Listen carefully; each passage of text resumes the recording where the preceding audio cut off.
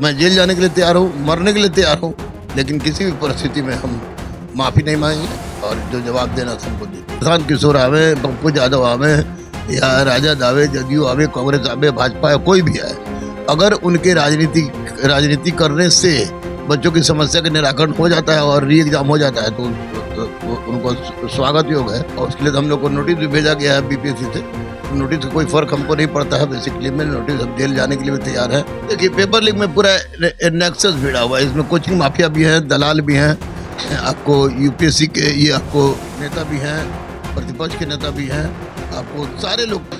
नमस्कार, आप देख रहे हैं क्या कहती है पब्लिक। मैं हूं आपके साथ दीक्षा। जब से बीपीएससी का पेपर लीक हुआ तब से लगातार आंदोलन चल रहा था और यह आंदोलन सत्याग्रह का रूप भी ले लिया था। उसके बाद अब एक तरफ ये जो आंदोलन और ये जो आंदोलन का मुद्दा था ये अब हाईकोर्ट तक जा चुका और एक तरफ इसकी सुनवाई चल रही है और दूसरी तरफ आयोग ने आंसर की जारी कर दिया। पीटी परीक्षा जिसका पेपर लीक हुआ था उस परीक्षा का रिजल्ट का जो तिथि है वो आयोग के द्वारा घोषित कर दिया गया। अब ये देखा जा रहा है कि आंदोलन करने वाले जितने भी लोग थे, जितने भी सत्याग्रही है, उन लोगों का क्या होगा जिन्होंने इतनी मेहनत की थी री एग्जाम को लेकर। तो ये री एग्जाम का मुद्दा है, यहाँ पे खत्म हो जाता है या आगे भी चलते रहेगा? हमारे साथ इसी सब मुद्दे पर खास बातचीत करने के लिए गुरु रहमान सर हमारे साथ हैं, जो अभ्यर्थियों के साथ मौजूद थे आंदोलन में और पूरा समर्थन मिला था सर का अभ्यर्थियों को। तो क्या लगेगा, अब क्या लग रहा है?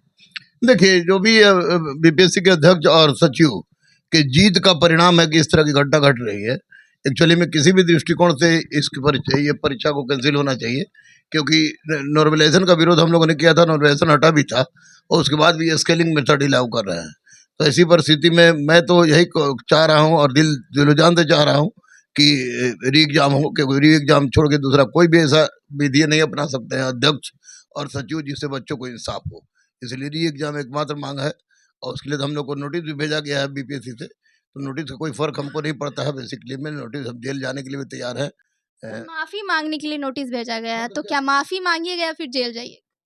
माफी क्यों मांगेंगे, जेल जाएंगे, जेल जाएंगे। वैसे ऐसे आदमी से माफी मांगने का मतलब कि स्टूडेंट के हित के साथ खेल रहा है। स्टूडेंट हित में जेल जाना क्या, मरने के लिए भी तैयार है हम, लेकिन माफी तो सवाल ही नहीं उठता है। और वो भी उस तरह के आदमी से जो बार बार झूठ बोलता हो, अध्यक्ष और सचिव, उससे माफी मांगे असंभव। मैं जेल जाने के लिए तैयार हूँ, मरने के लिए तैयार हूँ, लेकिन किसी भी परिस्थिति में हम माफी नहीं मांगेंगे और जो जवाब देना था हमको दे दिए।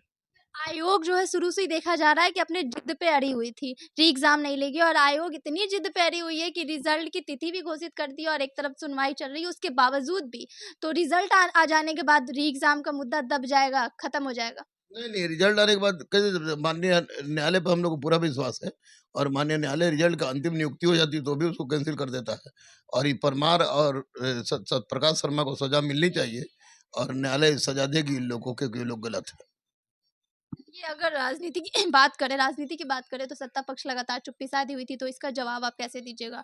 और देखा जाए तो इस बार चुनाव भी नजदीक है, तो जितने भी युवा हैं वो इसका जवाब देंगे ही। जिस तरह युवाओं के साथ लाठीचार्ज हुआ और ये भी कहा गया था कि युवाओं के साथ जितने भी लाठीचार्ज करने वाले अधिकारी थे उन सभी को बर्खास्त किया जाएगा, लेकिन अभी तक किसी को कुछ बर्खास्त नहीं किया गया। उनकी बर्खास्तगी से संबंधित कोई हम बात नहीं बोलेंगे, लेकिन सरकार की चुप्पी निश्चित रूप से मौनी बाबा जो है हमारे माननीय मुख्यमंत्री नीतीश कुमार, वो चुप होकर पता नहीं क्या दर्शाना चाह रहे हैं, लेकिन वो अधिकारियों से घिरे हुए हैं और ऐसी परिस्थिति में किसी भी परिस्थिति में लड़के किसी को माफ करने वाले नहीं हैं। और रही इसका राजनीतिकरण का, तो चाहे कोई भी हो, जितने भी दल के लोग आए हों, वो सब लोगों ने बच्चों के साथ खिलवाड़ किया है और बच्चों ये राजनीतिकरण कारण स्थिति बच्चों की खराब हुई है और नहीं तो री एग्जाम हो जाता।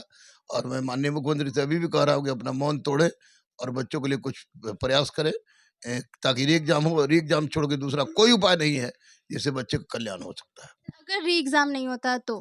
री एग्जाम नहीं होता तो ये अंधेर नगरी चौपट राजा वाली बात होगी और लड़के हाईकोर्ट में गए, हाईकोर्ट बाद सुप्रीम कोर्ट जाएंगे, निश्चित रूप से जीत तो होगी बच्चों की और एग्जाम होगी, क्योंकि ये पूरी की पूरी प्रक्रिया ही परमार और सत्य प्रकाश के कारण गलत हुआ है। जो गलत हुआ अपना ठिकरा हम लोग को फोड़ रहे हैं, तो ऐसे अध्यक्ष और सचिव को हम लोगों ने बहुत देखा है जो अपना ठिकरा फोड़े, लेकिन उससे हम लोगों को कोई फर्क नहीं पड़ने वाला।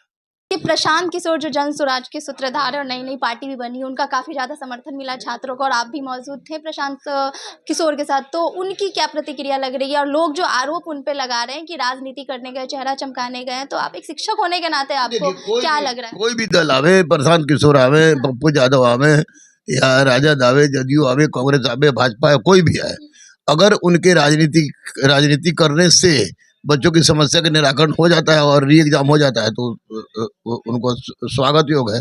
लेकिन राजनीति भी करे और बच्चों की समस्या का भी निराकरण नहीं हो तो इसको मैं नहीं मानता। ऐसे प्रशांत किशोर इतने 10 या 12 दिन अनशन पर बैठे तो निश्चित रूप से बच्चों के लिए उन्होंने शुरुआत की है, तो अच्छा ठीक ठाक है।